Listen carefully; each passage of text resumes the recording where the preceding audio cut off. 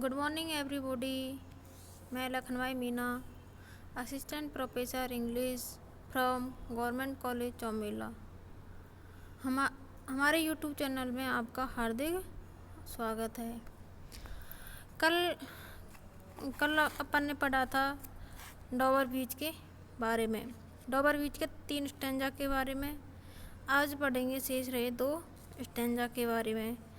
थोड़ा सा इसके पोइट मैथ्यू अर्नोल्ड के बारे में जान लेते हैं।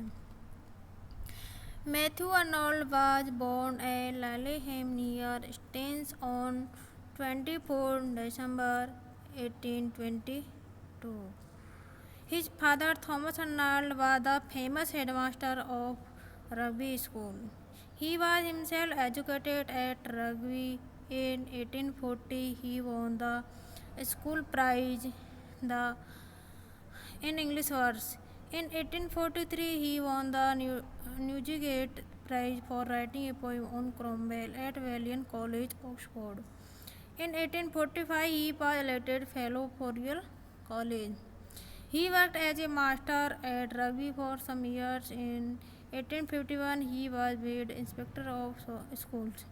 That year he married the daughter of Justice Whitman. From 1857 to 1867 he was professor of poetry at Oxford. He died at Liverpool in 25th May 1888. इसकी फेमस बुक्स है His first volume of poems, The Street Traveller and Other Poems, appeared in 1849. कि इसकी जो famous poem the street traveller और other poems 1849 में publish हुई। In 1852 he was published Empedocles on Etna and Other Poems. 1852 में उसके Empedocles and Etna and Other Poems publish हुई। In 1853 appeared a volume of poems. In 1855 poems second series was published. किन 1853 में उसकी poems का first volume और 1855 में उसकी पोइम्स की सेकंड वॉल्यूम पब्लिश हुई। In 1852 Moral of a Tragedy was published and a new poems in 1868. उसकी फेमस जो ट्रेजेडी है मैरोलो वो 1852 में एंड न्यू पोएम्स 1868 में पब्लिश हुई। एज ए पोइट के रूप में उसे देख लेते हैं। We find clarity of expression, gravity and dignity of thought in his poems. He has classical sense of proportion and harmony.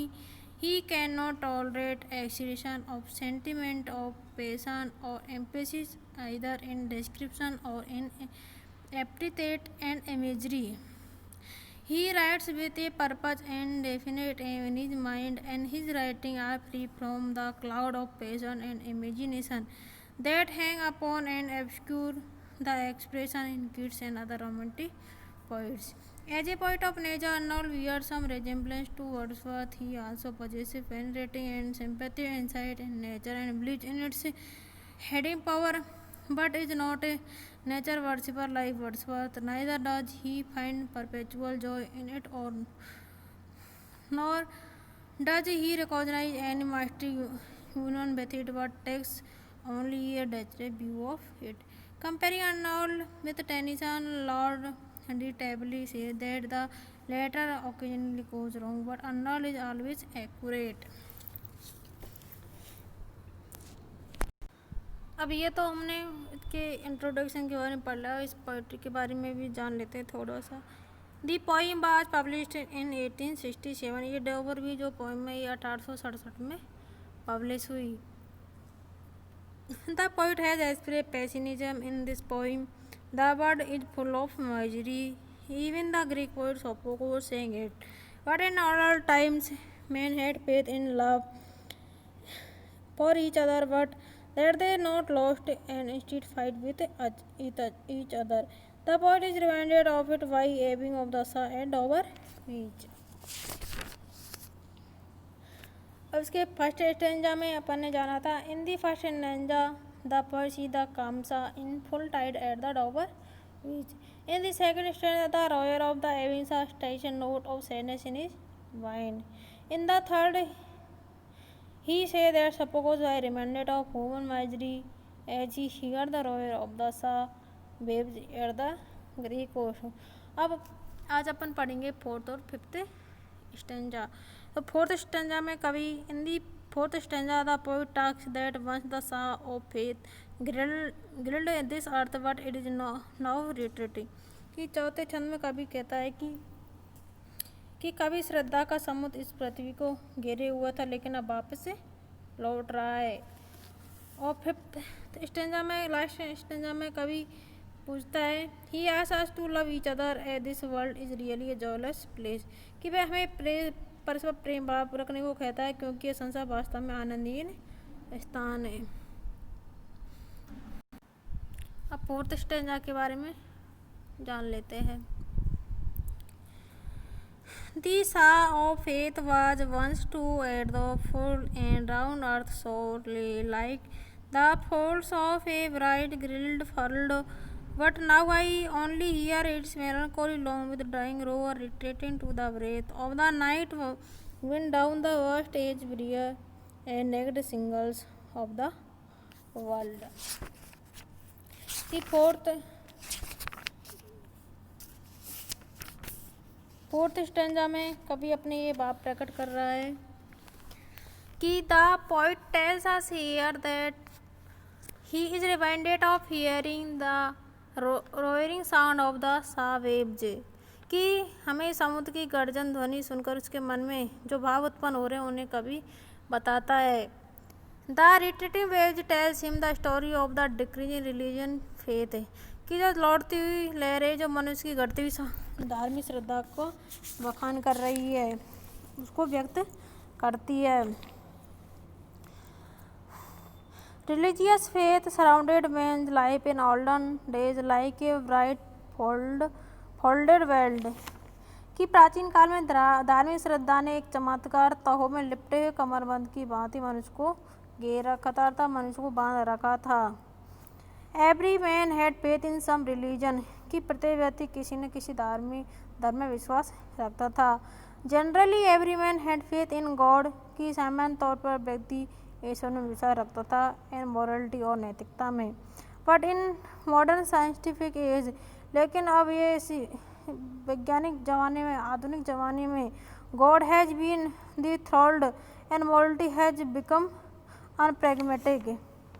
लेकिन आधुनिक वैज्ञानिक में ईश्वर अपने सिंहासन से उतार दिया गया है और नैतिकता लाभकारी नहीं रही है।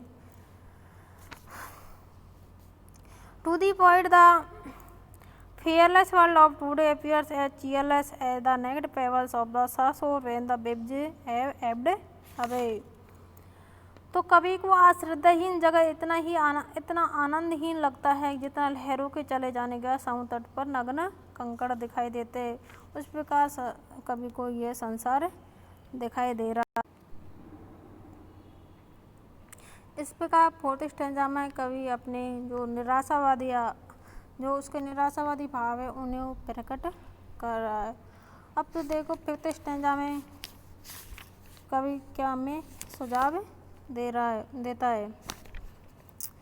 Ah love let us to be true to one another for the world which seems to lie before us like a land of dreams so various so beautiful so new hath really neither joy nor love nor light nor gratitude, nor peace, nor help for pain, and we are here as on a darkening plain, swept with confused alarms of struggle and flight. We are an ignorant armies clashed by might।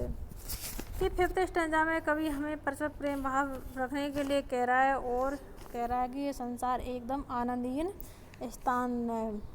कि कवि कह रहा है कि इसका मतलब fifth stanza में कवि ये भाव दे रहा है कि in the last stanza he asks us to love each other as this world is really a joyless place. In the previous stanza the poet has said that the faithless world of today is a cheerless place. कि पिछले जो 4 stanza था, छंद थे, उनमें कवि ने बताया था कि यह संसार आज आनंदहीन स्थान है। In the present stanza he against put down his ideas about the world. लेकिन इस इस स्टैंजा में वह हमें संसार के बारे में अपने विचार रखता है। The world is in fact a place indifferent to man, कि वास्तव में जगत मनुष्य के प्रति निरपेक्ष है। It appears as if it is a land of dreams, यह ऐसे प्रकट होता है मानो कि यह सपनों की भूमि हो। Man has many hopes from this world, कि मनुष्य इस संसार पर अनेक आशाएं रखता है। He thinks that the world is beautiful place, वह सोचता है कि संसार बहुत ही सुंदर जगह है। And he will be able to become perfectly happy here, और वह यहाँ पूर्ण रूप से खुश होने में समर्थ होगा। But this is a delusion, लेकिन उसका यह एक भ्रम है। And man is psychologically subject to,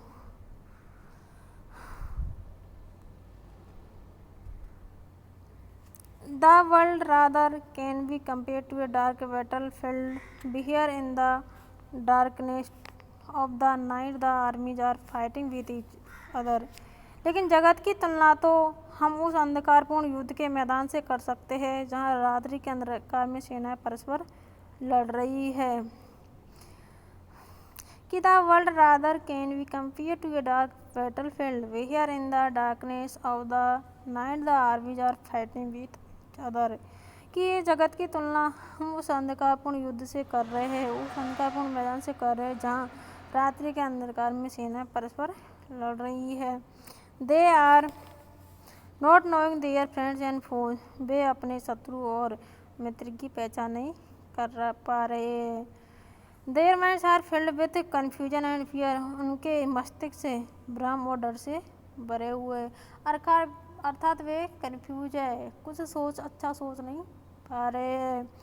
so too man is living in confusion, इस प्रकार मनुष्य भ्रम में जी रहा है।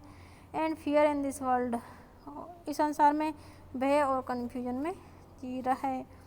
If there is any consolation in this world, यदि जगत में कोई सांत्वना प्राप्त हो सकती है तो that can only from the lovers become to each other, वह प्रेमियों के दूसरे प्रति सच्चा होने से, कि इस संसार में मनुष्य खुश रह सकता है लेकिन उसे एक दूसरे के प्रति सच्चा होना पड़ेगा। The poet entries it from his beloved, कभी इस सच्चाई को अपनी प्रेमिका से मतलब उससे उम्मीद करता है, उससे होप करता है, उससे आशा करता है। अब इसमें टिप्पणी है, Arnold concept of nature can be well contrasted to that the of world was to whom man was in nature's foster child, कि प्रकृति के सामने अनोल्ड की इस मेहनता की हम बरसत की मेहनता से तुलना कर सकते हैं। To untold nature extends no joy love light creative peace of and to man, कि बरसत प्रकृति को मनुष्य की दया कहता है। अनोल्ड के अनुसार प्रकृति मनुष्य को कोई आनंद प्रेम प्रकाश निश्चय शांति और मदद नहीं देती है। That he has to manage on the basis of each others help, उसको इसे परस्पर की मदद से प्राप्त करना है। Nature is quite indifferent to man, प्रकृति मनुष्य के प्रति निरपेक्ष है। इस प्रकार अब ये पोइट्री पूरी ख़त्म हो गई है। कल आपको इसे रिवाइज करके आना है।